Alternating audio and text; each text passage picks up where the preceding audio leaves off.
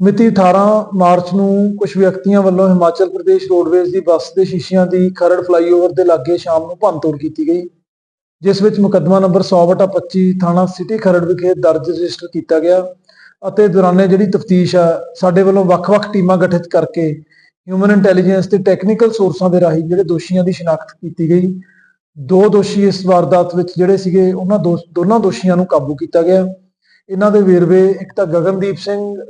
ਜੋ ਵਾਸੀ ਪਿੰਡ ਜੰਡਵਾਲਾ ਜ਼ਿਲ੍ਹਾ ਫਾਜ਼ਿਲਕਾ ਅਤੇ ਦੂਸਰਾ ਹਰਦੀਪ ਸਿੰਘ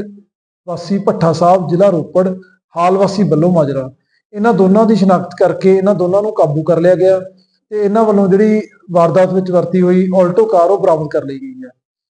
ਇਸ ਦੇ ਨਾਲ ਹੀ ਮੇਰੀ ਆਮ ਪਬਲਿਕ ਨੂੰ ਅਪੀਲ ਹੈ ਕਿ ਭਾਈਚਾਰਕ ਸਾਂਝ ਨੂੰ ਬਰਕਰਾਰ ਰੱਖਿਆ ਜਾਵੇ ਅਤੇ ਜਿਹੜਾ ਵੀ ਕੋਈ ਵਿਅਕਤੀ ਕਾਨੂੰਨ ਨੂੰ ਆਪਣੇ ਹੱਥ ਵਿੱਚ ਲਏਗਾ ਉਸ ਦੇ ਖਿਲਾਫ ਸਖਤ ਤੋਂ ਸਖਤ ਜਿਹੜੀ ਕਾਨੂੰਨੀ ਕਾਰਵਾਈ ਕੀਤੀ ਜਾਏਗੀ।